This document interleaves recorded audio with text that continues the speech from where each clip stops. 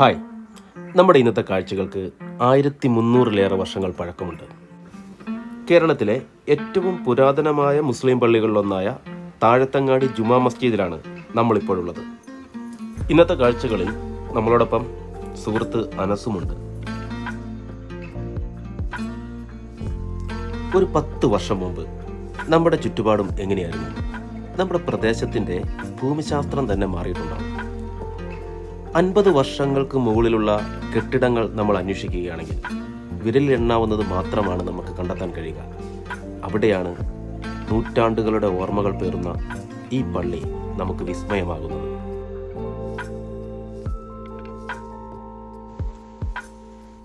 മീനച്ചിലാറ് ഇങ്ങോട്ടേക്ക് എത്തുമ്പോൾ അത് താഴത്തങ്ങാടി ആറാകുന്നു. താഴത്തങ്ങാടി ആറിൻ്റെ തീരത്താണ് താഴത്തങ്ങാടി ജുമാ മസ്ജിദ്.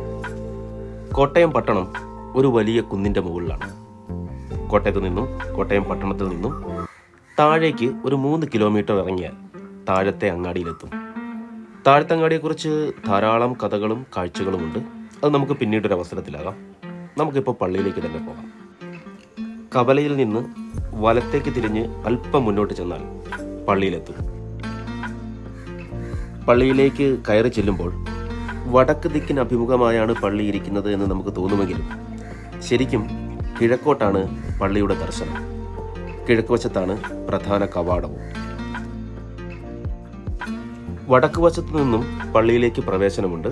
കയറി ചെല്ലുമ്പോൾ തന്നെ ഒറ്റക്കല്ലിൽ തീർത്ത ഒരു ജലസംഭരണി കാണാം. എത്ര ചൂടത്തും അതിലെ വെള്ളത്തിന് നല്ല തണുപ്പാണ്. നമുക്ക് പള്ളിക്കുള്ളിലേക്ക് കടക്കാം. അറബിയിൽ ഖുറാൻ വചനങ്ങൾ തടിയിൽ കൊത്തിവെച്ചിരിക്കുന്ന മനോഹരമായ ഒരു മുറിയിലേക്കാണ് നമ്മൾ ആദ്യം കടക്കുന്നത്. തടിയും വെട്ടുകല്ലും കൊണ്ടാണ് പള്ളി പൂർണ്ണമായി നിർമ്മിച്ചിരിക്കുന്നത്. തടിയിലാകെ നൂറ്റാണ്ടുകൾ മുമ്പ് ജീവിച്ചിരുന്ന കലാകാരന്മാരുടെ കലാവിരുതുകൾ വിതറിക്കിടക്കുന്നത് നമ്മളിൽ അത്ഭുതം സമ്മാനിക്കുക തന്നെ ചെയ്യും. അവിടെ നിന്നും നമ്മൾ പ്രവേശിക്കുന്നത് പള്ളിയുടെ പ്രധാന ഭാഗത്തേക്കാണ്. ഇവിടെയാണ് മിമ്പർ സ്ഥാപിച്ചിട്ടുള്ളത്. ഈ മിമ്പറിൽ ഇരുന്നു കൊണ്ടാണ് ഇമാം നിസ്കാരത്തിന് നേതൃത്വം കൊടുക്കുന്നതും വിശ്വാസികൾക്ക് സന്ദേശം കൈമാറുന്നതും. പള്ളിയെ സംബന്ധിച്ച അറിവുകൾ നമുക്ക് വിവരിച്ചു തന്നത് ഉസ്താദ് സദക്കത്തുള്ള അദാനിയാണ്. ഉസ്താദിനും പള്ളി കമ്മിറ്റിക്കുമുള്ള നന്ദി ആദ്യമേ തന്നെ അറിയിക്കട്ടെ.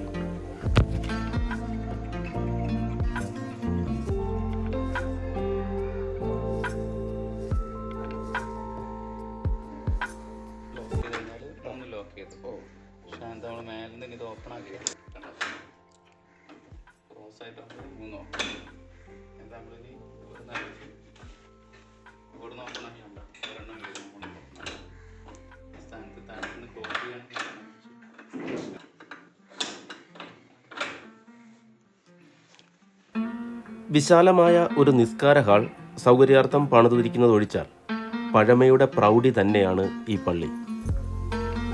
പള്ളിയുടെ പല ഭാഗത്തായി നിരവധി ഗ്രന്ഥങ്ങൾ സൂക്ഷിച്ചിട്ടുണ്ട്. പള്ളിക്ക് 2 നിലകളാണുള്ളത്. മുകളിലത്തെ നിലയെ താങ്ങി നിർത്തുന്നത് ഒറ്റത്തടിയിൽ തീർത്ത തൂണുകളുമാണ്.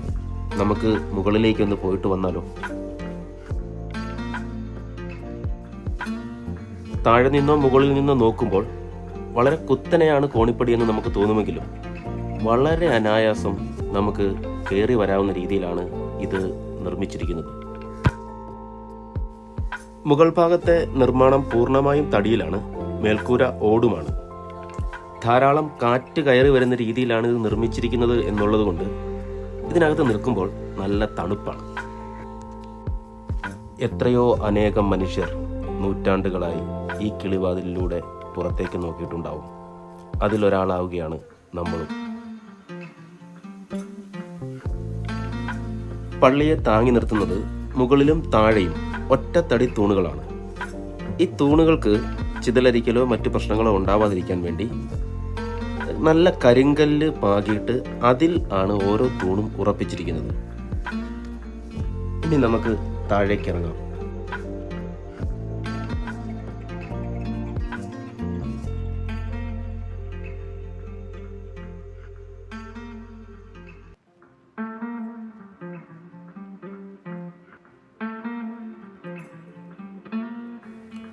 പുറത്തേക്കിറങ്ങിയാൽ മനോഹരമായ ഒരു കുളം പള്ളിക്ക് മുമ്പിലായിട്ടുണ്ട്.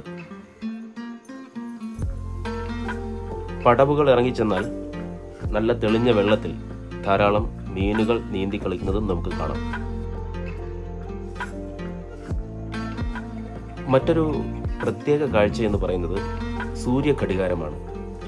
ഇതിൽ നിഴൽ വീഴുന്നതിനനുസരിച്ച് സമയം കണക്കാക്കിയിരുന്ന ഒരു കാലം ഒന്നോർത്ത് നോക്കൂ.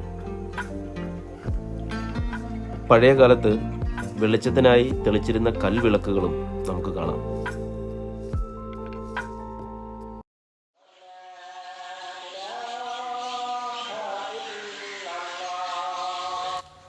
ചരിത്രം ഒരു കവിത പോലെ കാണപ്പെടുന്ന ഈ പള്ളി ജാതിമത വർഗ വ്യത്യാസമില്ലാതെ എല്ലാ മനുഷ്യരെയും സ്വാഗതം ചെയ്യുന്നു.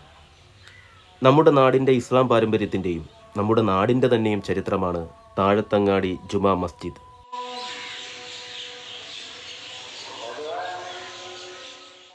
Allah